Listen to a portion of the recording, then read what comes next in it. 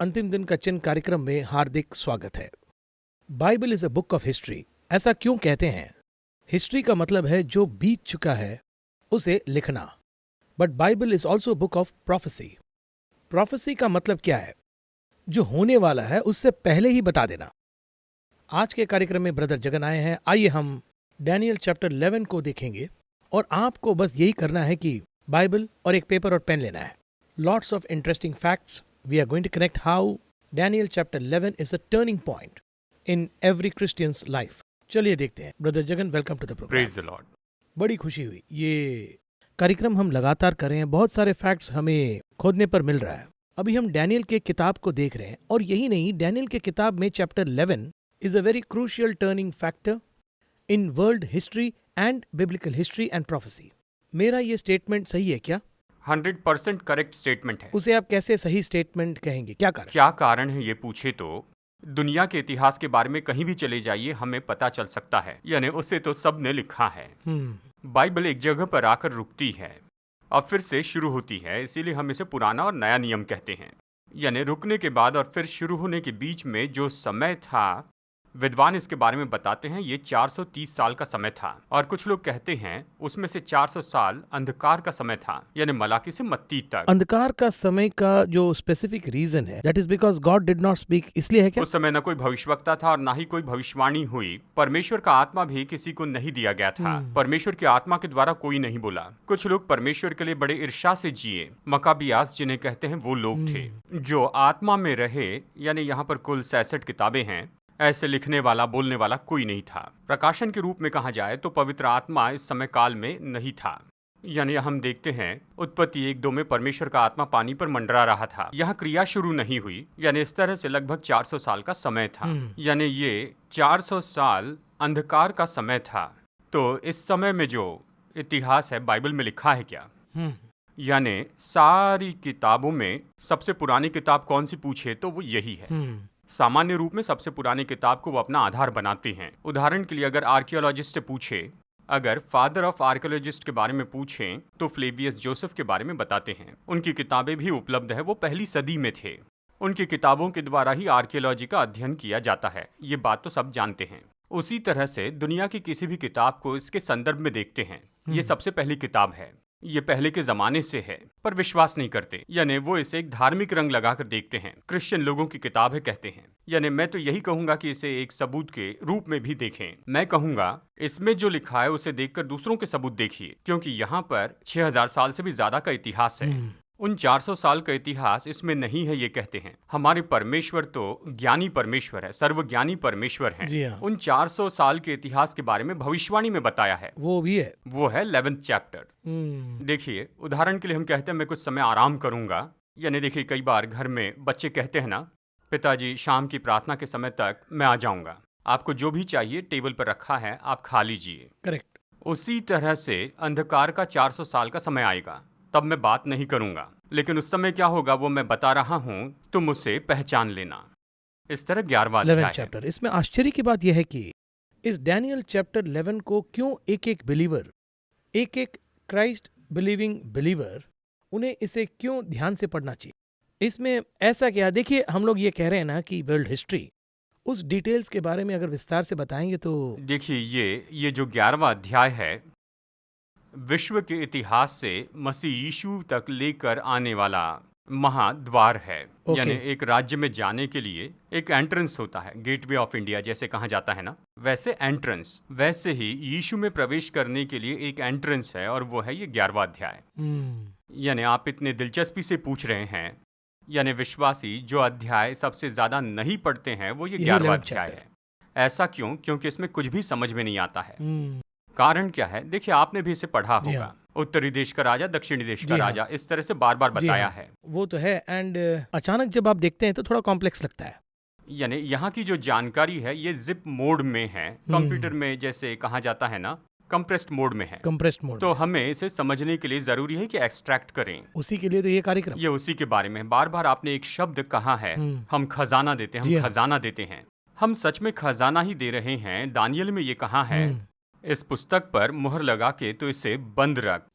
यानी कहता है ये खजाना है, और जब समय आएगा तब मैं तुझे दूंगा, ये कहाँ है? अंतिम समय आ गया है, यानी एक तरह से परमेश्वर इस तरह से खजाना दे रहे हैं। तो जब हम यहाँ पर 11वां अध्याय देख रहे हैं, वर्ल्ड हिस्ट्री में ग्रीक साम्राज्य खत्म हो जाता है।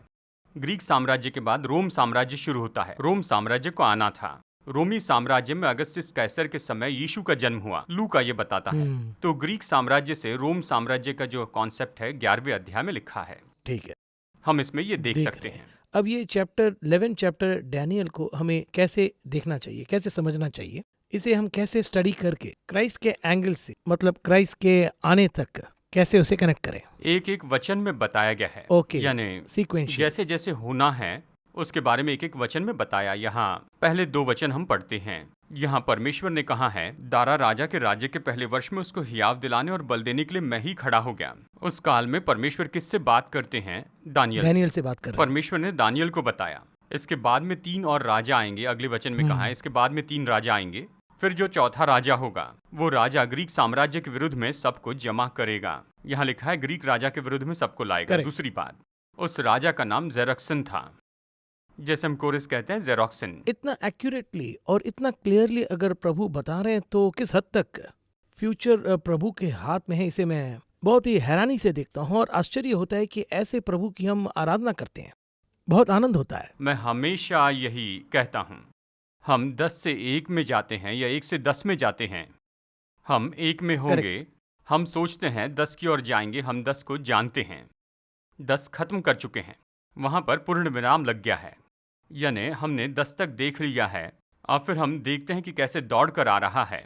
हम एक और दौड़ते हैं, लेकिन वो अंत में खड़े रहकर देख रहा है कि हम वहाँ तक कैसे पहुँचते हैं, क्योंकि वो वहाँ पर खड़ा है। करेक्ट। यहाँ यही हो रहा है। तो इसे हम विस्तार से कैसे देखेंगे? यहाँ 4 राजा बताया है, तो दारा राजा के बाद 3 राजा आए फारस के साम्राज्य में। चौथा राजा जरकस था, इस तरह कहते हैं। ईस्वी सन पूर्व 483 या 85 के ये समय काल की बात है।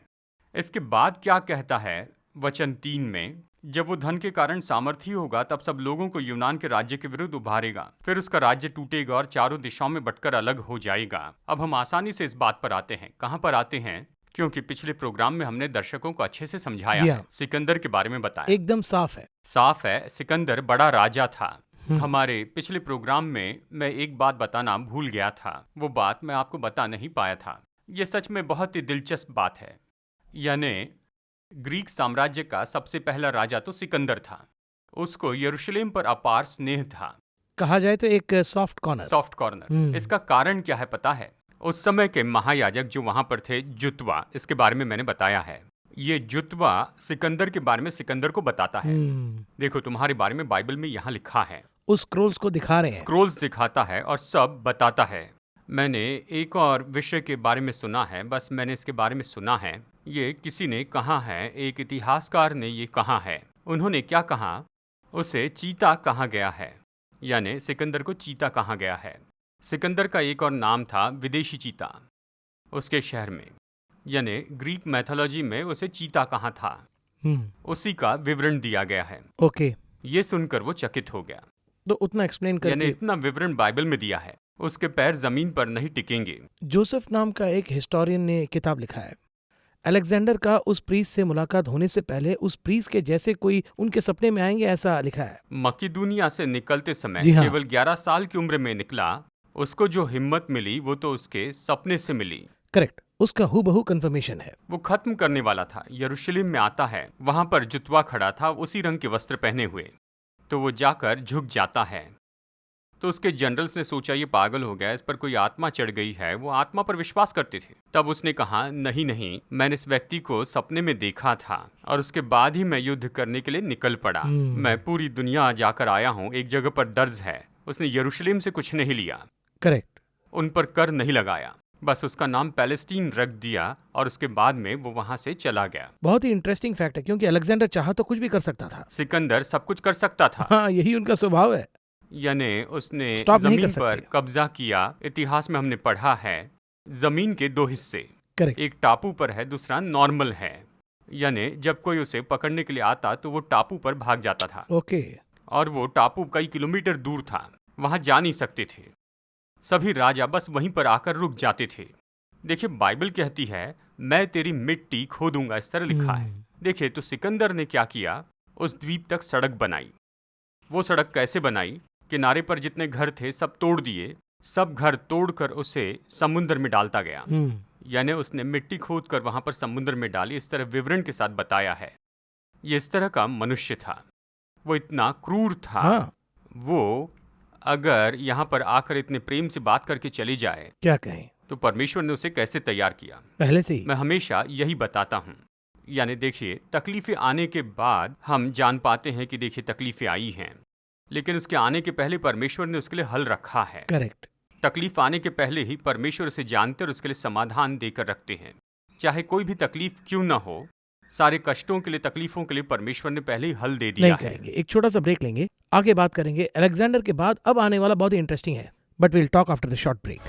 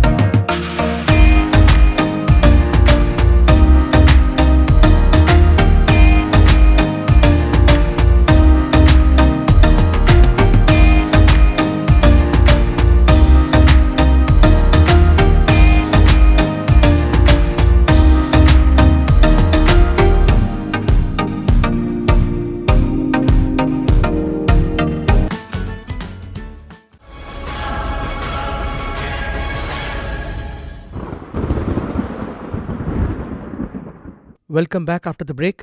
उम्मीद करता हूं सबके पास पेपर और पेन है। आगे बात करेंगे ब्रदर जगन। पहले के 2-3 वचन के अंदर ही हम अभी गए हैं, उसी में इतना डिटेल है।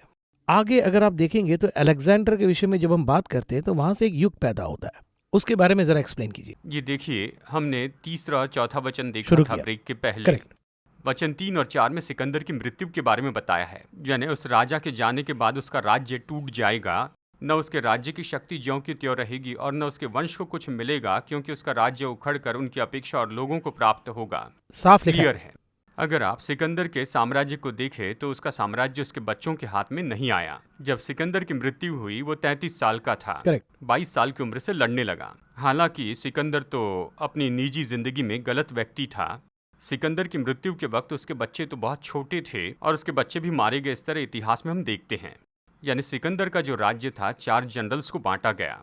हाँ। यानी वो थे कसाडर, लाइकीमेकस, सेलेमेस्लॉटर और सिलिकस। कसांडर को एंटीबॉयटर भी कहते हैं। यानी इन 4 लोगों में ये राज्य बांट बट दिया गया। था। चारों दिशाओं में ये 4 बट गए। सिकंदर ने 70% संसार जीत लिया था। यानी मकदूनिया का जो हिस्सा था वो एंटीबॉयटर को दिया गया और त्रियास का जो प्रांत है वो लाइसीमेकस को दिया गया।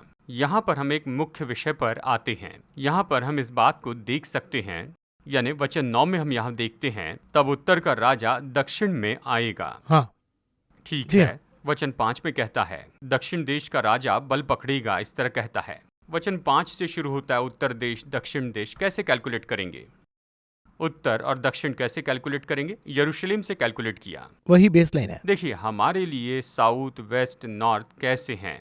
यानी हमारे लिए साउथ कहे तो हम देखते हैं श्रीलंका तक जो नीचे है, और उत्तर जो है वो तो ऊपर रशिया तक है।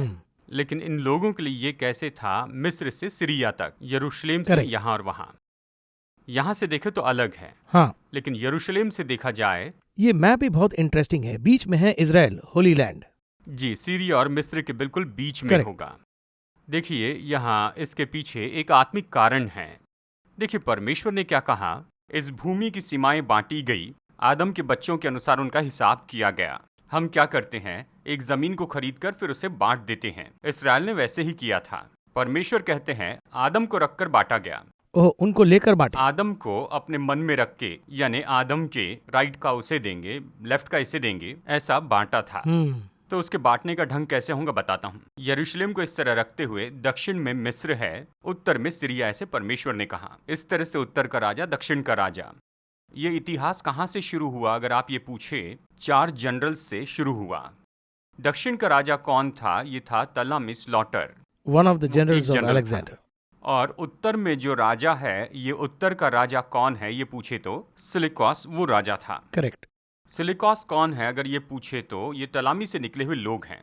ऐतिहासिक रूप में देखेंगे तो जानेंगे। आप दर्शकों को पेपर और पेन लेकर बैठने के लिए कह चुके हैं। जी हाँ, देखिए, और वो भी बार बार जी कह हाँ। रहा हूँ। अब देखिए, दक्षिण दिशा और उत्तर दिशा, इनके बीच में कौन सबसे महत्वपूर्ण है?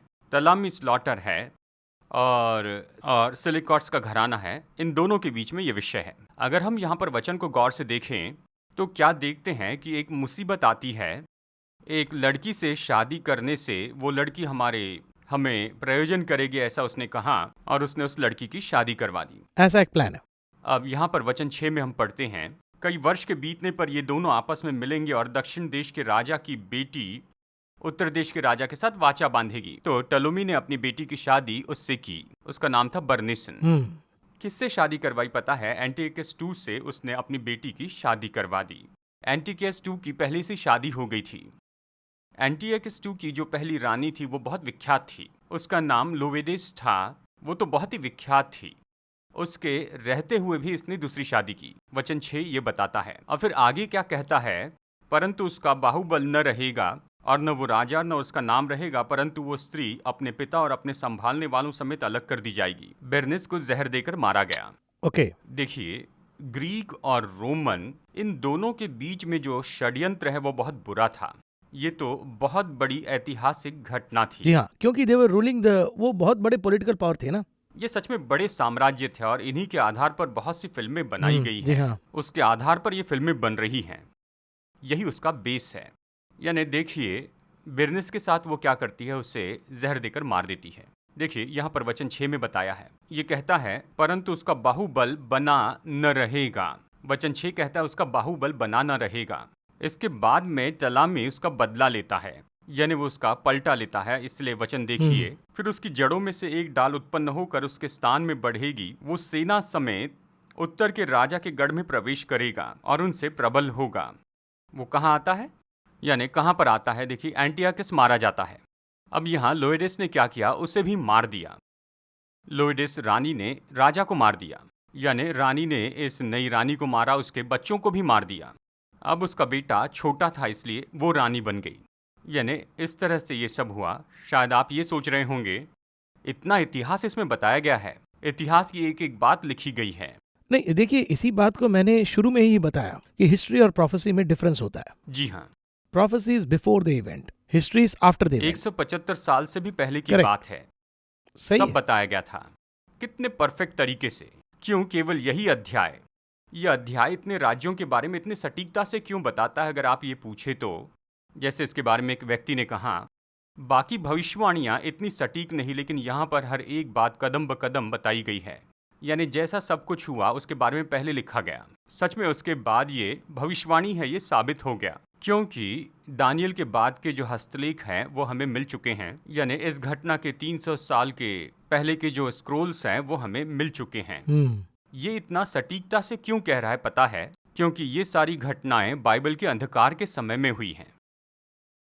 और दूसरी घटनाओं के बारे में देखें तो उसके बारे में बहुत से सबूत हैं। हाँ, तब के राजा के बारे में होगा। उदाहरण के लिए मैं कह रहा हूँ, हिजकिया राजा के समय में, या इस्राएल के इस राजा के समय में, या यहूदा के इस राजा के समय में, उस समय ये महायाजक था। इस तरह से बताते हुए शुरू करता है। इसका अर्थ है 3 सबूत देता है।